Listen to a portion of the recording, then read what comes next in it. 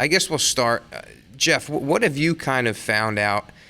Like, what has been, when did you first realize that you can't just keep training, living, doing what you're doing exactly the same and never run into any plateaus, hiccups, pain? Like, when did you first kind of start realizing that? I mean, I've always had some type of aches and pains here and there because obviously, I train intently. But I think right when got into my mid 40s is when I noticed like a big shift as far as the recovery aspects to my training, more so because of the bigger lifts like squats, deadlifts. I was noticing that the recovery was just getting a lot harder and aches and pains were creeping up that much more. And I had probably a good year stint where I sustained about 3 lower back strains, back squatting. The first one, it was kind of like, okay, it happens. We get a little strain here and there from time to time. So kind of worked through it, recovered, worked my squats back up, and then it happened again. And of course, I'm trying to figure out why it's happening, like looking at form and all that. And everything was on point. But hard-headed that I was and kind of married to those bigger lifts because they brought success for me in the past. I'm like, okay, I have to keep these things going in order to keep finding success.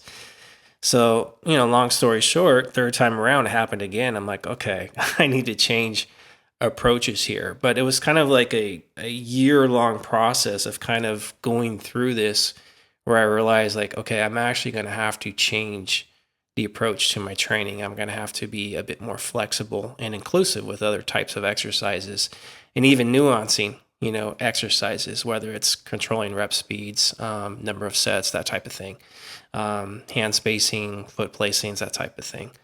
So yeah, it was like my mid 40s where it was like, okay, my body's just not as forgiving as it once was. It's not as pliable as it once was. So it was a little bit of a shift for me. I think it's interesting because it seems like you went through, like your body told you that we got to change. Like it's almost like your body spoke first, and then your mind kind of, I don't know if matured is the right word, but your mind kind of adapted after. It was so mentally, it was more of I guess, a fear and insecurity.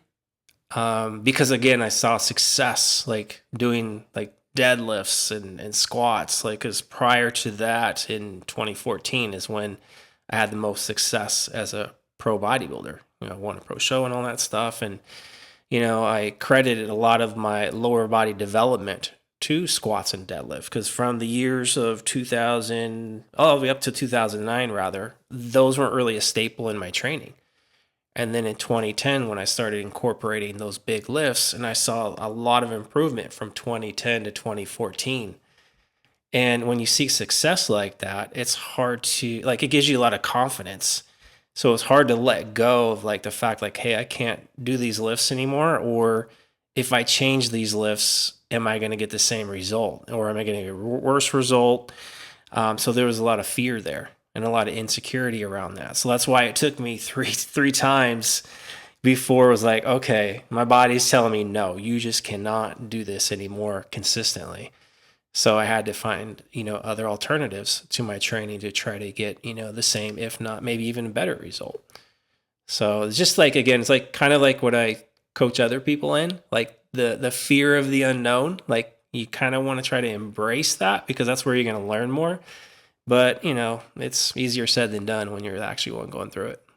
So that's exactly where I wanted to go with this, Jeff, because you got a front row seat of me making that change in my own training and my own bodybuilding career.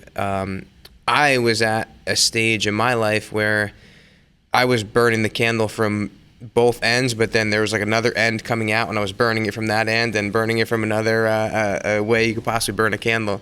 And I was just training with high volume, high intensity, close to failure, and I was rolling. Like I was feeling fine. Didn't have any aches or pains, and I was just, like you said, almost like fearful to give those things up because I didn't know what was getting me results and what wasn't getting me results. It's like the saying, if you sacrifice a goat when you wake up in the morning because to make the sun rise, you're afraid to not do it because you think that's bringing the sun up, right? So I think I was fortunate enough to not, or I guess lucky enough to not sustain any career-ending injuries or nagging injuries. And I'm not pain-free, but I never had any of those like physical wake-up calls. And granted, like I am a physical therapist, so I have a different like head on my shoulders when it comes to those things. So maybe I do have more pains than I thought, but I just kind of modified like unconsciously and kind of worked through them. But I think the point that I'm trying to make is that you helped me make that mental shift before I had to. And you got me out of my comfort zone and started helping me train more intelligently and focusing more on recovery and quality of movement and progression. And so I feel like by me making that shift, I'm 33, so by me making that shift now, I'm probably setting myself up for success and longevity down the road, rather than kind of wait for something to happen and then pick up the pieces and see how I'm going to adjust my training. I guess I had that's kind of the story of my career, is like I kind of learned things the hard way. Because when I grew up in the sport, this coaching thing wasn't really a thing. So it's kind of like a trial and error thing. So, and, early on, if you're basically kind of married to a specific thing, it's hard to kind of let go and open up your mind. But gentlemen like Brad Loomis helped me to open that mind up, when I was in my late 30s. So him and Eric and Alberto, they kind of helped me to, put in a plethora of tools to make progress and to keep myself a little on the healthier side. So we haven't heard from Brad yet. So I know and before he starts to fall asleep, because this is the old man podcast, so make sure he gets something to say. Yeah, we got 102 years with us two combined here, Jeff. So that's, by my count, that's over a century if we add our ages together. And I was going to say probably half a century of training experience. At least, maybe more. Yeah. Well, to get back to your original question there, Nick, I didn't really have a particular kind of a moment in time, I guess you might say, just because I kind of always had to walk kind of this fine line, because I, was basically my bodybuilding career was built on a spine that's less than, well built, so I always had to kind of weigh what doctors told me with what I wanted to do and what my just kind of what I was feeling and experiencing as I was going through my training, so with having the spondylolisthesis, the scoliosis, etc. I went through my early years of bodybuilding, basically nary doing a deadlift, at least for the first few years, I never really did a squat. It was all leg presses because doctors told me, you don't want to squat or deadlift, and it wasn't until basically I was forced to squat because we didn't have a leg press in the gym that I owned that it was kind of this eye-opening experience. Hey, I can squat, I got to be a little bit more careful. I got to kind of keep the reps a little bit low, but I can squat, and then I don't know, 3-4 years later, I started deadlifting, kind of came up with my own little system of getting better and better and better at deadlifting, and then, lo and behold, I could deadlift, no pain involved, and again, just kind of had to keep the volume low, 3 sets a week, and I could deadlift, Sometimes I'd get a flare up and I just stop. I would just stop deadlifting and I would do other stuff, and so I was always kind of walking this tightrope of, kind of a pain, what felt like an older body, but my early years of bodybuilding was built on a system of training to positive failure every single set. Wasn't a lot of sets. Each body part would only get about between 7 and maybe 10 at most sets a week, but every set was taken to positive failure, to where you knew you couldn't do another rep. Or if you did, you just cheated on the last 2. You know what I mean? And it wasn't until 2015 when I actually started reporting to a coach, and I had somebody doing my programming, that I realized you can make good progress not going to failure every single set, Now the volume had to tick up a little bit. I was doing more like about 8 to 12, maybe 13 sets a week on a lot of body parts, but there was nary any failure at all, and it was very liberating for me, because I just basically saw what was on the program. All the numbers were out there on the piece of paper, and I just did them, and just kind of put my trust in the coach. And I got fantastic progress. And it was a big light bulb moment. It was like, you know what, especially by that time I was, 2015, that was year 13 for me in my bodybuilding career, year 14, something like that. And I just kind of came to this conclusion that, you know what, you don't have to progress all the time. You don't have to, progressive overload doesn't have to happen every single week. You can kind of set things up in a little bit more smart fashion, looking at the whole forest, and I think if I did have just kind of this epiphany, it was about then. And likewise, I was a lot healthier, and longevity kind of started happening. So if there was an epiphany, it was kind of there. Yeah, I guess we all kind of started out doing too much and then had to adjust.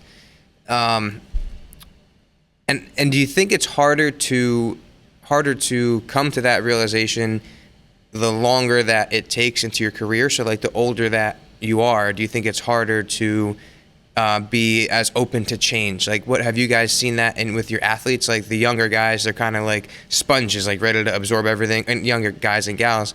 And then the older athletes tend to be a bit more hard-headed and set in their ways. Do you guys find that?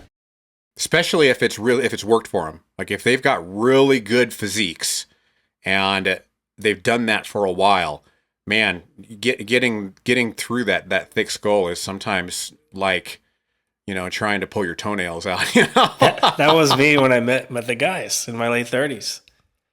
Because it's like, wait, I just got 2 pro cards. I got probably a better physique than all of them. But yet they're trying to tell me they're telling me to change all these things. And I'm like, well, wait a second here. This isn't making sense. But it's like a lot of that's ego. Because there was a lot of success early on. But obviously there probably could have been even more if I had more knowledge, more experience, more education on things. So it took a while for my walls to kind of come down and to, in a sense, like, get a little bit more humble. But you can ask them. I'm sure Brad probably remembers that I was pretty stubborn, there. And I still am. There's still like some days I'm just like, nah, I got to keep doing what I'm doing. But I've gotten a lot better, over the last decade on being a little bit more inclusive with other ideas and just a plethora of tools that's been proven through research that, you can use to improve your bodybuilding. But a lot of it just comes from, a lot of it's mental and it's ego. Like just the willingness to, embrace change at times. And I see it with young guys still, they get entrenched in these kind of echo chambers. You got the hardcore, low volume, high intensity camp. You have the high volume, reps in reserve camp, and they're kind of going, they're going toe to toe with debates. And it's now I've realized like I can utilize both depending on the context. There might be some days where I can't go super high intensity. So like kind of Brad said, like, let's just add a little more volume, a little less intensity, to get some work in that way. That keeps me in one piece and I get good recovery.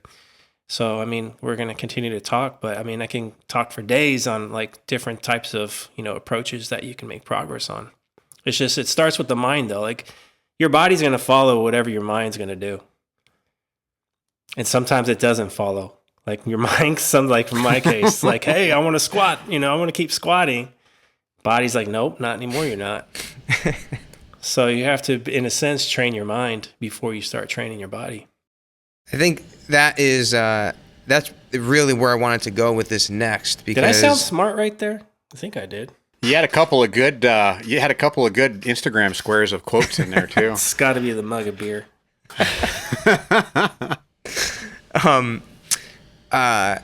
Yeah. So I think it's, and Jeff, this is kind of what you were just talking about. It's not so much things that we're changing. It's not so much like, all right, the key to longevity is 3 sets instead of 5 sets, or the key to longevity is lightweight instead of heavyweight.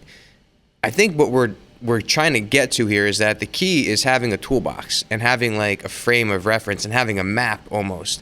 And then no matter what project you're attacking, whether it's a birdhouse, whether it's a house, whether it's a model train, you have this toolbox to throw at it. And you can use that toolbox throughout your lifetime. And Jeff, you said it starts with the mind. That's probably one of the most difficult things that I do in my day-to-day is just reframe what pain is and what pain means to people. And Brad, we kind of talked about this before we started recording, is just being comfortable and accepting that pain is kind of normal. Like, we're going to feel pain. We're going to feel hunger. We're going to feel cold. We're going to feel hot sometimes. Pain is just a normal thing, right? And I think just letting people have less apprehension to movement, and just understanding that pain does not mean damage, right? Pain does not mean tissue damage. Pain is not wear and tear. I asked the question before, as the patient or athlete gets older, do you think it's harder to kind of change their mindset or change their beliefs? I find that to be true so much in what I do. People come in with identities of having bad knees, or I'm the guy that's got a bad back. And everyone in their circle, their children, their wives, their families, they're all, Jack has a bad back, and it's just like who they are. And then I see that person come in on their 6th flare-up of back pain, and it's my job to say, okay, we need to talk about what is happening in your back here, because you're more resilient than you think. You don't have a bad back. We know that we don't have any red flags. We had x-rays, we had MRIs, and we know that, yeah, there are some things that we see on the images, and then we kind of get through that whole conversation, right? How what we see on an image doesn't always correlate to what we see in the clinic or in the gym. So I think that is really the first step. If we're just talking about pain and injury, as we get older and train, is just having a better idea of what pain is, and it's not always this horrible thing. And wear and tear, I don't like that, because it makes me think of like brake pads on a car, and that is not what's happening. Wear and tear to me usually means an imbalance between like load and capacity to recover from that load. And throughout a career, it's hard to keep that in balance, because we're going to push ourselves sometimes, and our capacity is going to get hit with different things that happen in life. And sometimes we're going to be aware of it, sometimes we're not going to be aware of it. So that keeping that balance throughout a lifetime is almost impossible. So when that gets out of balance, that's when we develop these kind of aches and pains. And that's what I think wear and tear actually is. It's just this constant battle and data collection of this capacity to recover from the load that we put on our bodies. So yeah, I think that's probably the hardest thing for me to get through to people, but also the most important, because then once we have that understanding, then we can build on that. And then whatever comes down the road, we know we can fall back on those principles of what we've established. And then that will help set the foundation to anything else that we do, like we talked about before, the sets and volume and intensity. But we have to have that base, at least from the injury and pain standpoint. And then I guess maybe now, if there's anything that you guys want to comment on that I just said, maybe we can talk about like the principles and those foundations of training aside from pain and injury. I have a question. So as far as like pain, like how would one interpret which would be like a, I guess, positive pain and a negative pain? Like, because pain's like a signal, right? It's like it's telling you like, hey, there might be something wrong here, but maybe not. It's kind of like a warning signal, I'm assuming. Am I correct in that assumption? Yeah, 100%. So how would you determine like what would be like more of a positive pain versus like a negative pain where it's like, oh, okay, you should not be doing something because that's going to make shit worse? Yeah, it's a great question. And really, the first thing that I would recommend, if you're doing some kind of exercise and you feel pain, I would say try it again. Like, just do it again and see if it hurts again. If it doesn't hurt again, make a note of it and move on. If you can adjust your position, like with the exercise, and it feels better, great. We know that that's not a red flag type of pain. That's a pain that we can kind of modify and deal with. If the pain stops after you exercise, it's not affecting your daily activities, not keeping you up at nighttime, those are all positive things. When we want to start looking at seeing a healthcare provider and possibly taking the next step of having some guided, just some guidance with the management of the pain, is things where the pain doesn't stop after you train. Like it hurts as you train and it lingers afterwards. It wakes you up at nighttime. It's getting progressively worse as the weeks are going on. It's getting more constant and not so much intermittent. There's numbness and tingling going down your arm or going down your leg. There was some kind of trauma, right? So if there was like a car accident or there was like a fall or an actual, like your foot slipped on a wet floor as you were squatting and now after that your back is hurting you. Any kind of fever, right? Loss of bowel and bladder control. All of these things are reasons that you would want to stop and see a healthcare provider. So those I would say are like bad pain characteristics. And everything else, I mean, those things are rare. So everything else can really be managed, in my experience, with some guidance and just some gradual regression, progression, and just intelligent training. So Nick, let me piggyback on that with kind of a personal experience with myself. Kind of differentiating between bad pain and good pain.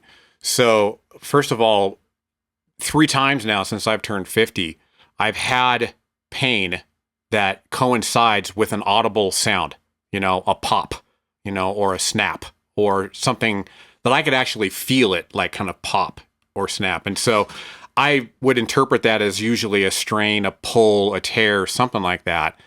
And in all 3 cases, I stopped what I was doing and I discontinued that exercise. And usually, in all 3 cases, I was able to get back to some sort of normalcy, in all 3 cases, there's a little kind of a deformity to the area. You know what I mean? It doesn't quite look the same as it used to. So I kind of figured that was a bad pain, and me discontinuing it was probably a good thing to do and kind of work around it, right? Whereas a kind of a non-bad pain, I get little aches in my knees sometimes, or I'll get a little ache in my elbow, or I'll get a little ache in my back. And a lot of times what I will do is, like you said, I'll kind of just reposition, see if it goes away. Sometimes I'll do just another set. And, basically 90% of the time, that pain, it goes away. It doesn't linger after the workout, like you said, or if it does, it's just like maybe a little sore the next day, and it doesn't affect my entire life, But yeah, those are kind of the big differentiating pains that I've experienced since I've turned 50, which I'll get into more on how I've since found ways to prevent the bad pains. But yeah, that's kind of how I've kind of put your dissertation that you just went through into practice. Yeah, I think that's a perfect practical example. I think for me, just recently, I have been having some shoulder pain, and it would hurt me sometimes during pressing movements, sometimes during reaching over my head or to put my tie on. I don't know if everyone noticed I'm wearing a tie. Sometimes movements like that, it would hurt. And the context of my life, it was a time when we were doing a lot. There were a lot of family events, so I was carrying my daughters a lot in my right arm, using my left arm to open doors and carry other things. So I had a lot of abnormal load into my right shoulder. Sleep wasn't that great, and just kind of a buildup of a couple different things, just slowly building up on my shoulder.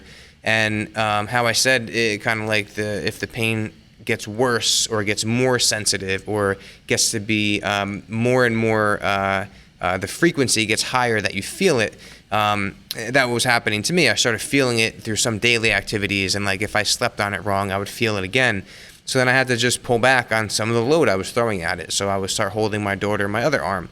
I took out a couple sets of shoulder volume, and then shortly after that, it kind of Control-Alt-Delete, desensitized a little bit, and focused on overall recovery, and I was back to doing what I was doing before any of that happened.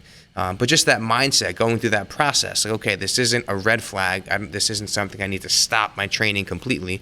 It's just something that's been building up. I know why it's happening, or at least I think I know why it's happening. And just having that paradigm helps you navigate these things. It gives you the right map, kind of like I said before. Otherwise, maybe I would have, saw something on social media and and thought that I was impinging my rotator cuff and I was tearing it apart. And then I went to get an MRI and I noticed I had a tear, and oh my goodness, I need surgery. And now all of a sudden I'm in the system and I'm going to get this treatment, get that treatment, try this, try that. And then, it's kind of like this whole other approach to something that can just be managed a bit more conservatively and I guess independently. So kind of another question slash piggyback on your previous, your previous dissertation, if I could use that word again, when you were talking about just a kind of lightning load, lightning intensity, like repetitive motion type, injuries. Sometimes I'll equate that to volume. Bodybuilders are really the only athletes that I've ever encountered that they do everything all at once. You know what I mean? It's like there is no such thing as minimum effective dose. They're just like, let's just slam it with everything, And sometimes these repetitive motion type injuries that you hear about, like with carpal tunnel and running a mouse and, and things like that, just reducing the repetition a lot of times I've noticed seems like it does the trick. It's like you don't want to do that 12 hours, 8 hours a day, but you can get away with doing it 1 hour a day, and it's not like it just magically disappears like the next day, but just kind of dropping things down to kind of like the minimum effective dose. I've found you can get just as good a result, and that repetitive motion type injury, overuse, like you said, that version of wear and tear, it seems to be eliminated. But it's so hard to get people and athletes to understand that, look, you would have gotten, because you can't go back in time. We don't have this time machine where we go back in time or have this parallel universe to where, you could run 12 sets a week instead of 25 like you were doing, and you'd get the same result. You can't do that. You can't go back in time, and it's very hard to get people to buy into that. And it's almost, there's a lot of trust that has to happen. It's like, okay, you know what? Let's trust me. Let's just run this and see what happens, But it's really hard to get that buy-in and to understand, look, all we need to do is just, we're kind of revving the engine and spinning the tires. Yeah, we're moving, but we're wasting a lot of RPMs in the engine. We're burning some rubber. If we just back that off a little bit, we're actually going to get traction, use less RPMs, burn less rubber, and we're going to move just as fast, maybe even faster, But yeah, just kind of speak on that as far as like your professional environment on repetitive motion and reducing the amount of repetitive motion that you've, sometimes prescribed. Yeah, sometimes just changing it up a little bit does the trick. Like sometimes just changing up your grip or changing up a slight thing about the way you're doing it. You can pretty much train almost exactly how you were without pain. If it is that kind of repetitive movement type thing where it's just keeps flaring it up. And it's kind of a tough thing to figure out because sometimes the more we do something, the more adapted we get to it. And there's that like protective effect of doing something over and over again and getting better at it. But then other times it just kind of flares up the symptoms. So there really is no right or wrong approach. Like in my example with the shoulder, to me, the way that my symptoms were presenting, it didn't seem like if I limited my range of motion on my bench press, it would have done a damn thing because it didn't hurt me during my bench press. You know what I mean? Mm-hmm. Like it just felt like it was this accumulation, like it kept wanting to rest. It was like shouting at me, like, stop using me. And I just had to keep using it. Every time I would go to pick something up, I'm like, I'm sorry, man. I got to do it though. So I kind of like knew that it was more of this repetitive type thing as opposed to making the tweak in the technique or any other modification you can make to an exercise. But yeah, there is no right or wrong answer to that equation. It's more just see what works, see what doesn't work, try something, and anything you try gives you feedback, and then you can kind of go from there. What's going on, 3MJers? Eric Helms here. Thanks for listening to our podcast. I just want to take a second to tell you about MASS, Monthly Applications in Strength Sport. This is a monthly research review that I put out with Greg Nuckols, Dr. Mike Zerdos, and Dr. Eric Trexler. We cover the most up-to-date, peer-reviewed research in the world of strength and physique sport that's directly relevant to your practice as a coach or athlete. We provide our reviews in written format, but also, since you enjoy our podcast, audio roundtable reviews, where we discuss the research in depth. Finally, we also do video concept reviews, where we cover a broader topic in video format for your learning. For fitness professionals, you can take quizzes on mass content and earn continuing education credits in most of the biggest certifying bodies in the fitness industry. If you want to sign up and get a subscription, head over to 3dmusclejourney.com and click on the Products tab. Thank you for your time, and thank you for listening. I think a lot of times, whether we're old or young, is that oftentimes we rely on external sources of information to guide us. So whether it's like how many sets we should be doing or how we do our progressions, like we're kind of listening to what other people say, and we don't pay enough attention to what our body's kind of telling us. And we don't pay attention to the recovery aspect. Because something I basically learned from you, Nick, is basically learning load management. And I'm not talking about the weight on the bar, but that's part of the equation. But it's just like the overall workload that you're putting on yourself, and not just what you're doing in the gym, but also what's going on outside the gym. Because obviously, like stressors outside the gym can impact how you're performing and feeling in the gym. So I think it's like, in a sense, we almost have to learn to start listening to what our body's telling us more so than what other people are telling us.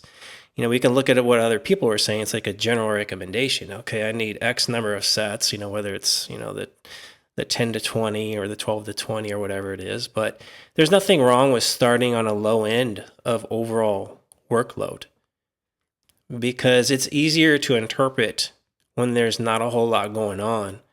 And if you're going to be able to, like, in theory anyways, right? Like, you could handle less work out the gates than throwing like a bunch of volume at yourself all at once.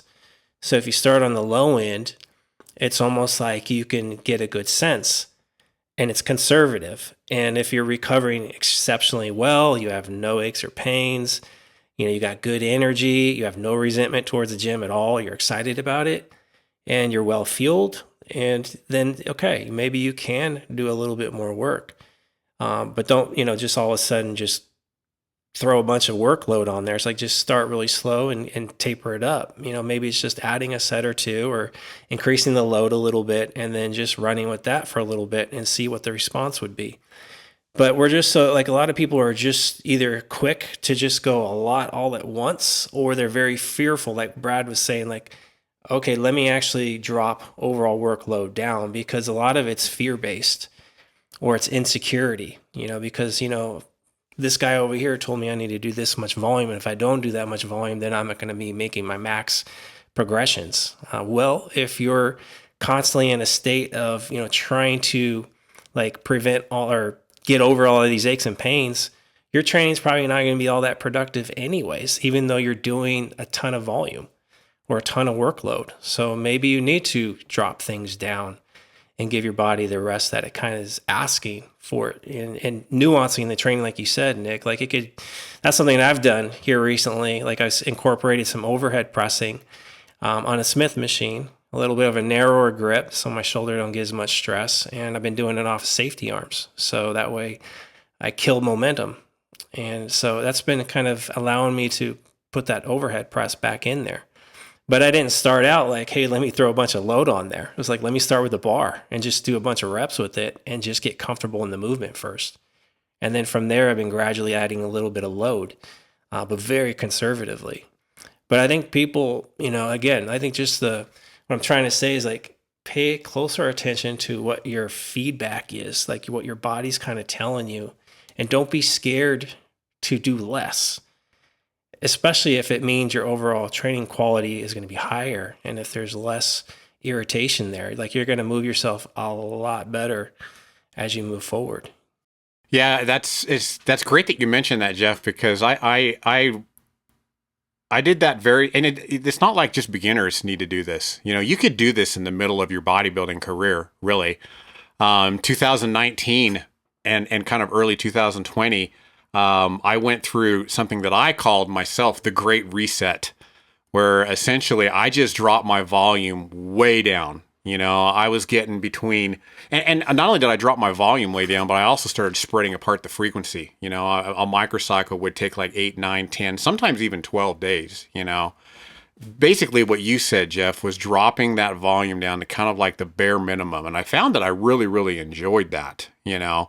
But you know what, a numbers geek I am, I'm tracking everything, you know. I don't even have a coach, and I track all my numbers in my spreadsheet, and I'm seeing, you know, I'm averaging about 15, 16 sessions a month at the end of 2000. Plus, remember, I had to have that hernia surgery in 2019, so I had to miss some workouts there. But by the end of the year, I think I had 189 training sessions the entire year of 2019. 2020, I started picking it up a little bit. No longer was I taking 12 days to get a microcycle done. It was kind of more like 10 days was kind of the max, you know. And I got like 193 sessions done in 2020. And then in 2021, it was up over 200. And now I'm kind of finding that I'm no longer getting like 15, 16, 17 sessions done in a month. I'm getting an average of 18 to 20. I've picked up that volume and that frequency up. In small little micro doses, you know what I mean? And I'm finding that, hey, you know what? I'm still actually doing pretty good, you know? Now, yes, I've had a couple injuries. I've had a couple what I think are like little tears or strains or something. But as I've gotten older, what I've noticed is that I really have to pay attention to things and external stressors that are outside of the gym. You know what I mean? Every time that I've had like a little tear or a little strain or like these little pops that I've told you guys about, I was dehydrated. I didn't have enough water in me. One day I just rushed out because I had to get snow moved off the driveway, and I was shoveling snow, and something popped in my arm. I didn't have time to drink water. You know what I mean? Here recently, I was just racking a bar after doing RDLs. It was a pretty heavy RDL. Popped something in my forearm. You know, I was like, gosh, I'm getting old. Why does this keep happening, you know? And later on, I'm looking around, and I got no water bottle in the gym. I was not drinking any water, you know, that day. And so a lot of those external stressors, I've learned I have to kind of pay more attention to now that I'm in my 50s, because I can find that I'm able to keep up with this volume that I've kind of slowly built up since the Great Reset. But I really need to pay attention to, like last week, I took the week off of training. I did one session all week, but I focused on my sleep. I focused on what my sleep score was that my Fitbit was telling me, and I focused on how much REM sleep I was getting and deep sleep and, you know, all these kind of things. And I've kind of found out that when I get a really good night's sleep, and not just I feel it, because I've always felt like I got good sleep, you know. It's like, yeah, I got that sleep thing on lock, you know. And then I'm comparing my sleep scores to Berto, because Berto and I have the exact same little Fitbit that tracks our sleep and gives the same sleep score. And I'm like, holy shit, how is he averaging 2 hours a night of REM sleep and deep sleep when I'm not barely even averaging an hour, you know? So I really had to kind of focus on that last week. And I've kind of found out that, you know what, it does make a difference. You know, it doesn't feel any different when I'm actually sleeping. But it kind of, after about like 5 days, 6 days of accumulation where it's kind of like added up, the sleep score's higher. I've been noticing more deep sleep and more REM sleep. I can feel it more outside of sleeping. You know, I feel it in the gym. I feel it when I'm outside shoveling snow. You know, my acuity feels a little bit better. My focus feels a little bit better when I'm sitting here jamming away at the computer, you know. Those are the kind of things I've noticed that I really need to pay attention to. Hydration and sleep. I used to be able to just sleep. I'll sleep faster, like Arnold says, you know, or I'll sleep when I'm dead, you know. Well, that's probably not it sounds like the tough guy thing to do, but it's probably not the wisest or the best thing for your bodybuilding career. I think too, it's like I probably mentioned this on other podcasts, is that oftentimes I don't look at bodybuilding to get better at bodybuilding. I look at other sports to get better at bodybuilding, because if you look at a bunch of sports out there, they always talk about load management. So they're strategically trying to find ways to get athletes performing better. But as bodybuilders, we just have this more is better mentality. And in the last few years, it's like we need X amount of volume, that I think it's kind of blinding a lot of people to the fact that recovery should be an equal part of the process. Like you look at any sport across the board, like NFL, you're not seeing NFL players play, more than once a week. And if they are, it's because they got to play Thursday night football. But if you listen to interviews, they're all complaining about it. Why are they complaining about it? Because they feel like shit. They haven't recovered enough by Sunday's game, then all the way to Thursday. Now we got to play again.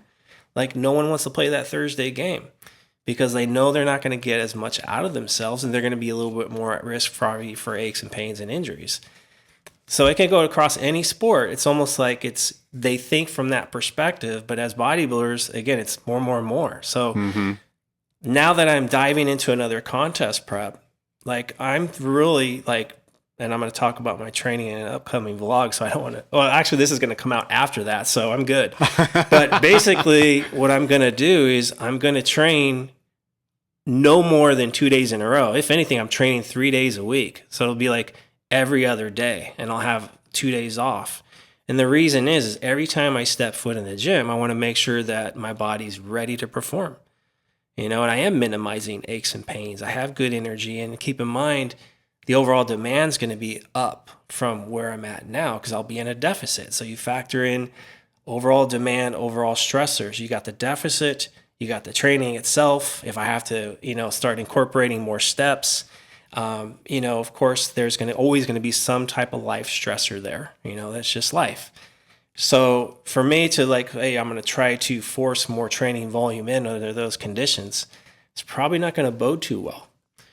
I'm only going to be able to take that so far. So strategically, like my whole thing is like 3 days a week with the caveat is no more than 2 days training in a row. And why do I say that is because based on my personal history, I know where my recovery capacities are. And when I do train more than 2 days in a row, I start to fizzle out. And yeah, sure, I can probably like train with a lot less intensity and a little more volume and spread it out throughout a week or whatever. But the thing is that I don't have time in my week to do more training because I have other responsibilities outside of just contest prep. I'm a dad, I'm a husband, I have athletes I have to take care of, I have a job. So, I have to, try to balance all that stuff out.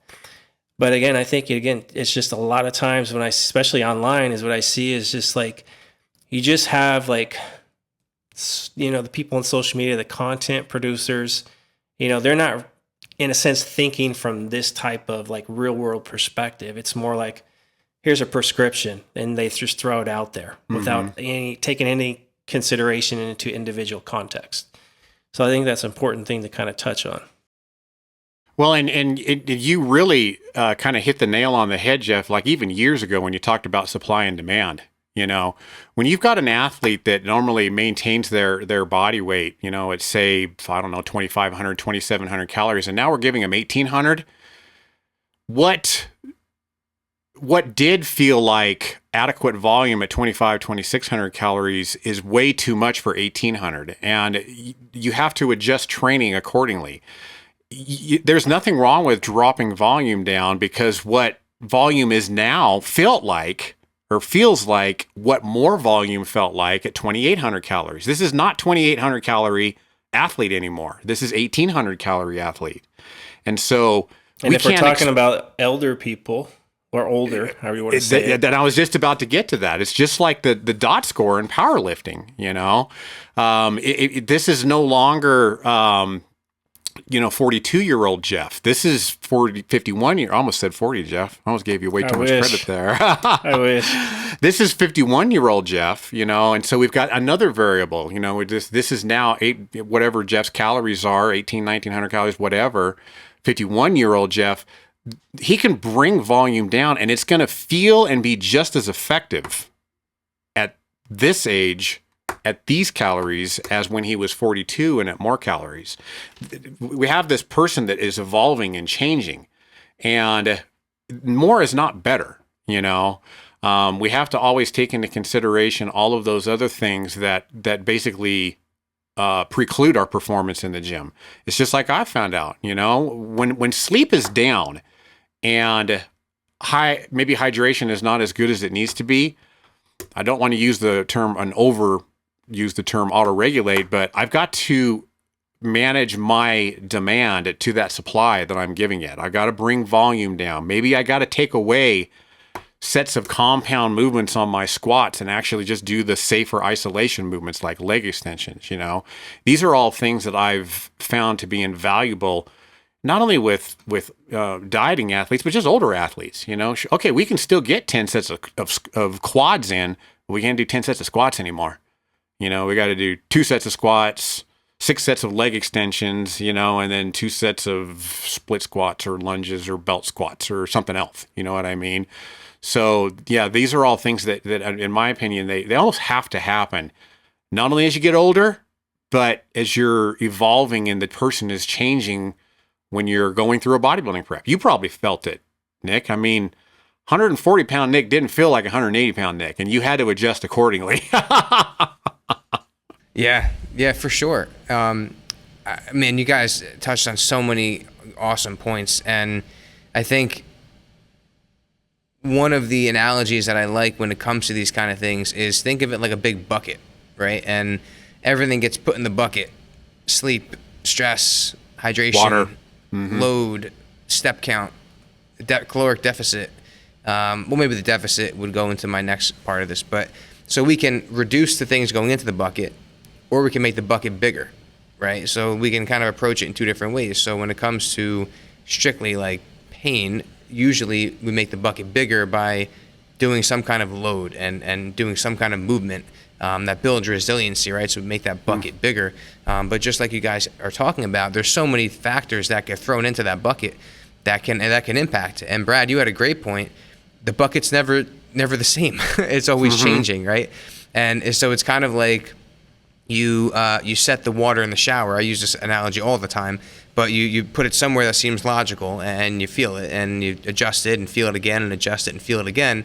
But now you go to a hotel shower and it's like a whole different faucet. Like you don't even know which way is hot, which way is cold. So you have to keep your strategies in place and keep your approach in place and just try these things out and see what is working and what isn't working. And Jeff, you had a great point when you said how you are trying your best as life permits to have one day in between each training session, and you explained why. It's not because that's the best way to do it. It's not because that's the way everyone should do it. That's because that's what you've learned over the years of collecting data on yourself, that is where you feel best. That's where your training feels best. That's where you feel recovered best. So you used your own feedback to develop your plan of action. And I think that's really, really important. And also, Jeff, you mentioned how sometimes we look for templates out there and what's the best cookie cutter approach and just tell me what to do. But it really doesn't work like that. You really have to get your own data and make mistakes and come back from them and make a note of what what worked and what didn't work. And I think we also kind of touched on, Jeff, you said you're a father, a husband, and a coach. And so not only I've seen this in my own career as I've aged, because even though I wouldn't consider myself an older bodybuilder, I have aged. So from when I first started training when I was 17 until now, man, like maybe I didn't get kicked in the gut physically, but life takes off whether you're ready for it or not. And I was forced to mature and find ways to modify my training and modify my lifestyle to meet the demands of my life. And I have goals outside of bodybuilding. I have professional goals, career goals, and family goals. And those kind of things, just like, I guess I shouldn't compare those things to pain, but stay with me here. Just like an injury in the gym, you got to roll with it. Like, you're not going to say, you know what, like, I don't have any time to train today. I'm not going to go to work. Or, you know what, like, I'm not going to train for the next month because I have overtime I have to work. Or, the kids are sick. Like, forget it. I'm not going to work today. I'm not training today. Like, it is not all physical if we're talking about this longevity in the iron game. So I think if we could maybe shift to that conversation, like how have we had to modify our training, not so much because of pain or injury, but just because we're getting older and we're becoming adults and we're doing different things that adults do. So for me, I guess I can kick it off. For me, the biggest change happened when I became a father. So I went through high school, undergrad, living away at college, which was kind of each phase of my life. I never thought I would be able to adjust. I was always like looking at this thing on the horizon, and I was like, oh God, like how am I ever gonna make this work? And I just keep proving myself wrong at every stage of my life. And I still train, I still do what I have to do, and I still keep training foundational in my life. So once you do that enough, you kind of realize, I don't care what life throws at me, I'm going to find a way to make this work. And it's kind of a lot more exciting to go on to those next stages of life and embrace change, and not so much, I don't fear it quite as much because of where I've come. So there was that first shift from high school, living at home with mom and dad, and then there was living away at college. And it's like, oh, wow, this is a whole different thing. I have a microwave in my room and like a meal plan at the store on campus. But then I realized as I was getting into that phase of my life, oh, this is really cool because I'm making my own schedule. I'm determining what I eat every single meal, when I eat every single meal. So that was such a positive thing for me and a learning experience for me. And then when I came home from college and went to grad school, another change. Like now I'm living home, but now I'm going to grad school. I'm in this doctoral program, and there's a lot of anticipation, and what is it going to be like, and how am I going to have time to have a social life or train if I'm studying so much? And you just do it. Like it just works out. And same thing happened when I became a father. I knew that training was something that I was going to keep doing. But I also knew that I wanted to be home. I wanted to be that father who got his hands dirty. I wanted to change dirty diapers. I wanted to stay up late and wake up in the morning. I didn't want to be at the gym and get a text from my wife saying what happened while I was at the gym. So I set up a little area in my basement, and I got some basic equipment. And this is right before the pandemic, so it was easy to come by. And I just made a little area in my boiler room, and I said, you know what? Who knows, for example, like if I ever can't get to the gym one day, at least I have some equipment down here I could train.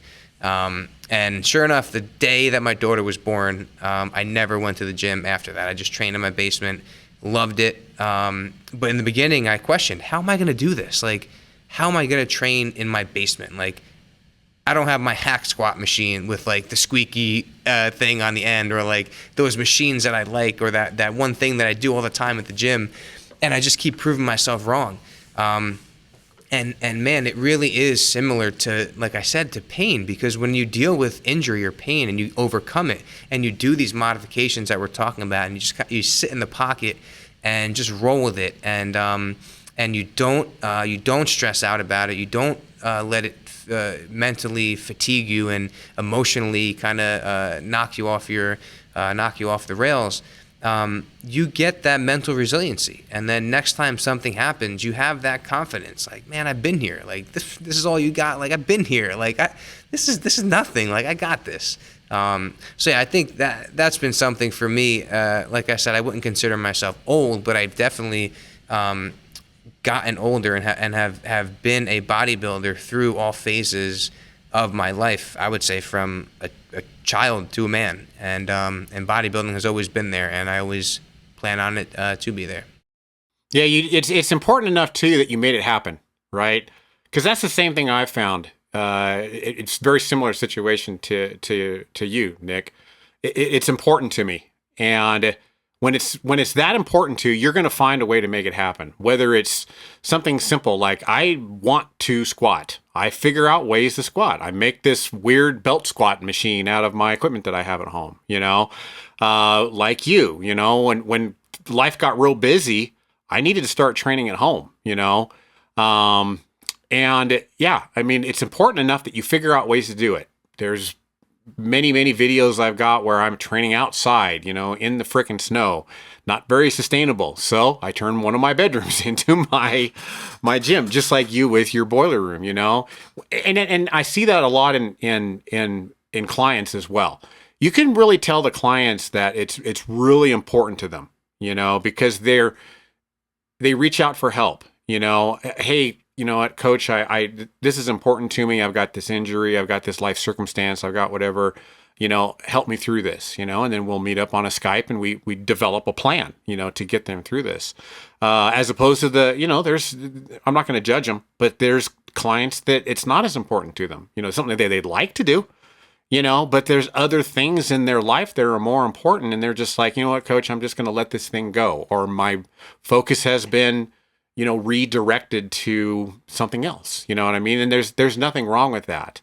But yeah, like you, it was important to me. I didn't want to go start racing cars again. I didn't want to go, start a penny collection or this or that. I wanted to keep bodybuilding and powerlifting, and I found a way to kind of make that happen, Jeff, I know you want to talk, but real quick, Brad, you had you just said something that reminded me of a conversation I had yesterday with a patient, and he was talking about poker, and he said he had a poker night coming up, and I asked him like how often do you play poker, and I wanted to see if he was like a top end poker player or kind of just like a occasional poker player. I've never played poker in my life, so I don't know the first thing about it. But he said to me something that really kind of stuck with me, and I found it in my own life, is he said, once I realized what it would take for me to get really good at poker,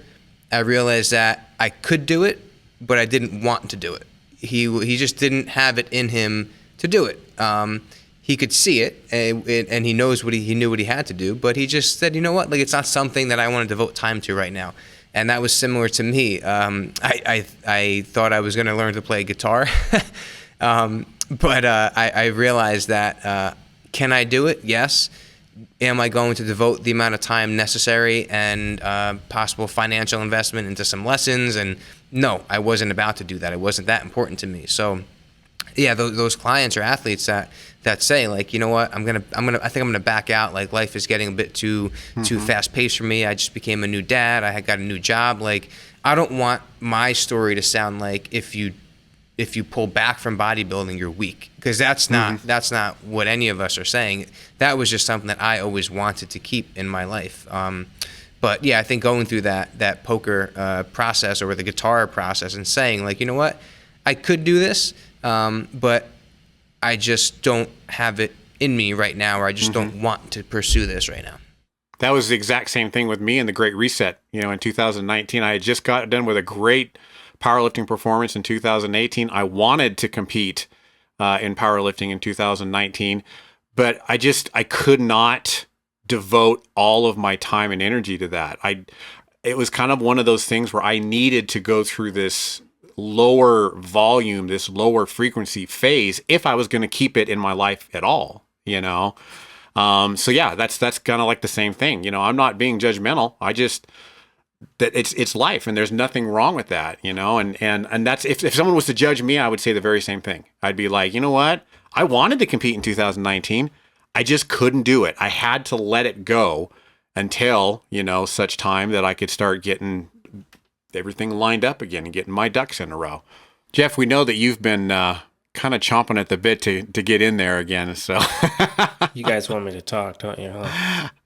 Well, we can just tell. We can tell you've got some very wise words of wisdom. I felt like I felt like I jumped over you. I didn't want to. No, it's all good. It just gave me time to think about what I'm going to say, and it's not going to be too long. So, I mean, in a nutshell, like what I've learned is that you don't want to have you don't want to work bodybuilding first, meaning you don't want to put life second. Because you see that a lot where people try to have life fit bodybuilding when it should be the other way around. Because when it's the other way around, you're going to have more harmony both in the gym and out of the gym. So I've learned, because I've lived that life of where I put bodybuilding first, and so in a sense, way too much load there and not enough load on real life, that the balance just gets really out of whack, and these stressors just get really high. And it impacts. So if you have, let's say, things outside of the gym, like relationships, family, that type of thing, you have a lot of issues going on because you're just putting way too much load on bodybuilding. I mean, man, that's not a good way to go about life. So I've kind of learned, like, going through some rough times like that, like, okay, if I put my family first, I put my work first, and bodybuilding's kind of second, but there's a good balance there, that I'm going to thrive in both worlds. And I think that's where I've been kind of the most successful out of my career, has been like the last 10 or so years, is because I've learned to basically adapt in the current environment.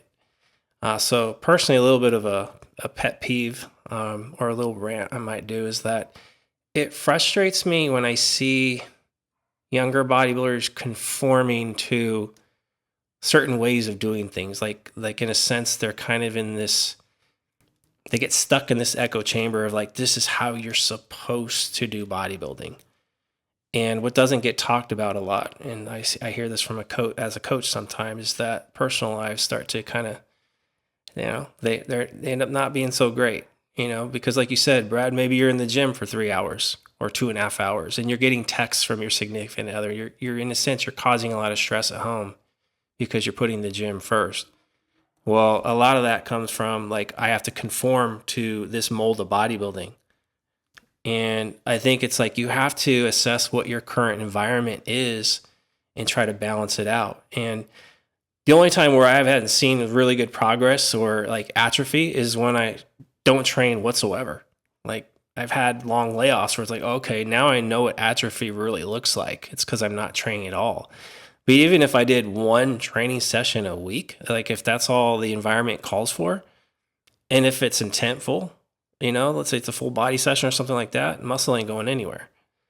That I know, because I've experienced it and lived it. And even if I did, let's say, atrophy a little bit, that one training session is better than none. And it's better than, let's say, forcing more in there, where now all of a sudden I'm dealing with the circumstances of that, like dealing with like stress at home, that type of thing. It's just frustrating, because again, I've lived the bodybuilding life now for 37, 36 years. And oftentimes, like, these are the conversations that don't happen, is how this sport impacts the people around us, especially if we're not, if we're being selfish.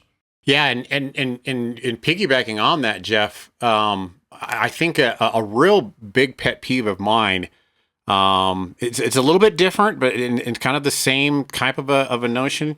You see, especially like people that can devote the time to it, single people, they're maybe they're not going to school and they're very passionate about whatever it is that they're doing, CrossFit, or like I've seen a lot, I've got a lot of friends that race cars, and that's their life. They devote all of their time to CrossFit, bodybuilding, racing cars, whatever, and that's fine. I mean, if you really want to just have your entire life revolve around that, by all means, and there's a lot of people that are out there that they are the best in the world at their particular passion, their particular sport, right? My pet peeve is when people who have families, who have kids, who have sick parents, who have, they have lives outside of whatever it is that they're passionate about, and they almost sacrifice all of that in order to be the best at whatever it is that they're doing, or devote all of their time and effort to that, And I mean, I'm gonna raise my hand here. I've been guilty of that, to where I spent way too much time and basically sacrificed time with my wife and my kid. Now, luckily, I kind of found that out early enough that I was able to kind of rectify that oversight on my part. But that's kind of my pet peeve. I mean,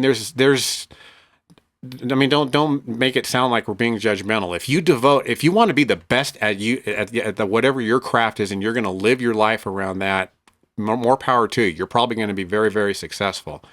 But like I said, it's in my opinion, it's not a very good decision if you have kids, wife, family, sick parents, etc. You're going to have to kind of follow Jeff's example there and find a little bit more balance that makes you a better human. I'm not saying like people can't train 6 days a week, or like, if the environment it's conducive for it, and they're productive in and out of the gym, and they're not impacting others negatively, I mean, all for it. Or But their what bodies. I'm saying is, like, regardless of what the volume is or the approach, whatever, it's just more so like the environment that you're in. If you're favoring, like, because I've been on the flip side where this is where I had the long layoff. I had 4 months away from training, and it was right before my son was going to be born. I'm like, okay, I got to make sure the family's good and well taken care of. So I put 100% priority into setting that up, that environment, that I neglected bodybuilding altogether. So I stopped training and I stopped watching my diet for 4 months. The worst body composition I ever had as an adult. And I remember Eric calling me out. He's like, Jeff, you mean to tell me you couldn't find time to do one training session a week? And that's basically kind of how he told me, just like straight up. And I needed to hear that at the time. I had a little bit of a wall. I was like, nah, man, I got to take care of my family. Like, it was almost like I felt like I was being attacked by him. But I mean, in hindsight, I mean, he's right. Like, I could have easily have gotten one session, 2 sessions in a week to, in a sense, even if I didn't make a lot of progress, I could have maintained what I had. So I wouldn't have had any taken a step back at all.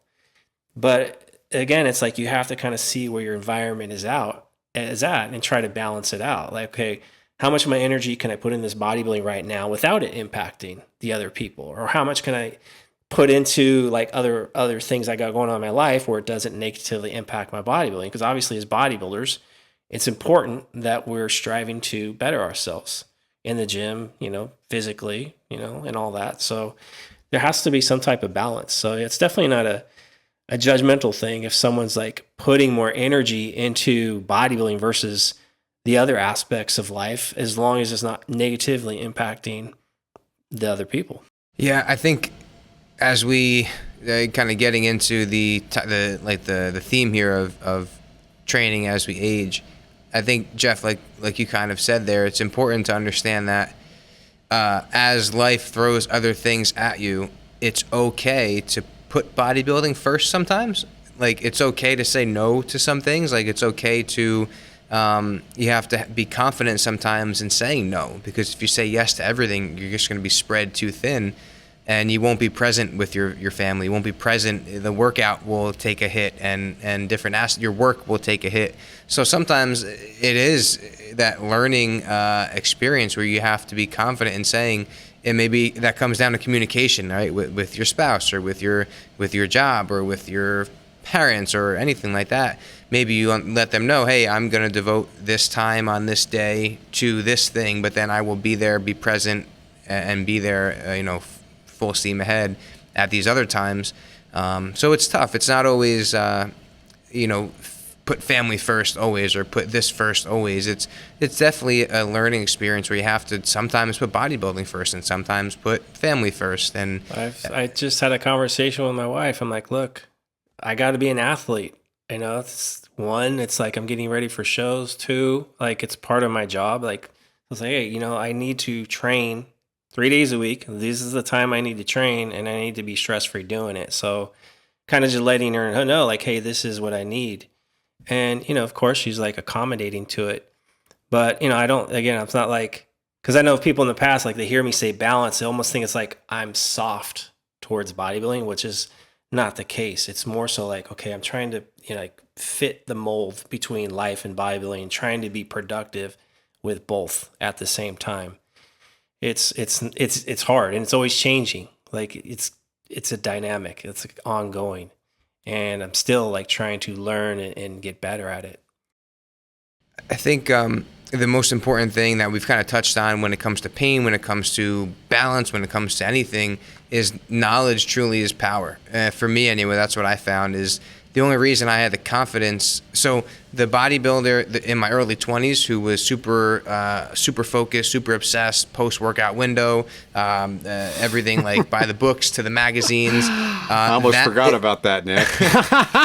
If that bodybuilder became a father, I would not be training in my basement. Like, that would be a recipe for disaster.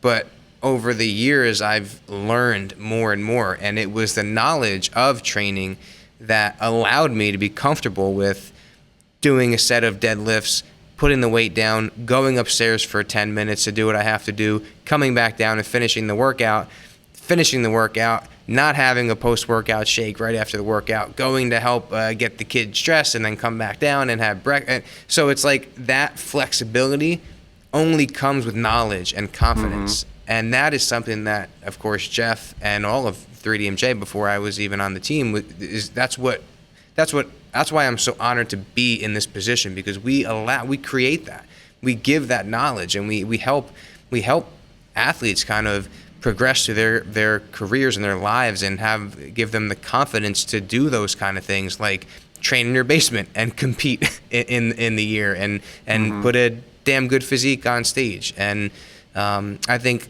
even with pain, like we said, knowledge truly is the foundation to it all. We can't approach pain in an intelligent way if we don't understand what pain is and what pain isn't. So I don't know. I think that's probably my final message, is that it starts with the mind, and it starts with learning as much as you can about the physical aspect of bodybuilding, the mental aspect, the social aspect, the emotional aspect. Learn as much as you can. Follow people like Jeff and Brad. Don't listen to me. Listen to them, because they've lived it. They've made mistakes, as they said, and they've learned from them, and they're helping people like me and people like you. So I think if you're listening to this podcast, you're probably doing most of the right things to kind of arm yourself for a very long and prosperous career. So I think that's probably where I'll leave it, unless you guys have anything else you want to add. Well, just like getting back to bodybuilding, right? Like you said, knowledge is power. And that's what I really love doing in my day-to-day, is helping people by putting the knowledge that I've gotten from 3D Muscle Journeys, from my own journey, through reading, through everything, just thinking outside of the box sometimes. Yes, there's a way we can figure out how to do this. Okay, you can't squat. You can't do this, you can't do that, but we can figure out a way to get 8 to 12 sets of your quad work in every week, and I love doing that. I love thinking outside of the box, and it's almost kind of like figuring out a way to build something, in a way. And we're basically building our bodies, right? Okay, you can't bench press because you've got a bad shoulder, We can figure out a way to use our knowledge to get the things that we, know are effective. And get you, what it is that you need. And just like we talked about before, if it's important enough to you, you'll figure out a way to do it. Like Nick said, you'll prove yourself wrong. We cover it all, Jeff? I mean, I think I had a lot of Godfather-ish stuff inside this podcast. So hopefully people don't get mad about the last part, that about the life balance thing. But I just personally feel like a lot of people can benefit from the fact, like Nick kind of says, like load management. And it's getting an understanding of your environment and trying to basically throttle that, as opposed, and just not paying as much attention to external sources, and pay a little more attention to yourself and the feedback that you're getting from yourself, and make adjustments. And, if you do that, chances are you're going to end up in year number 37 like me.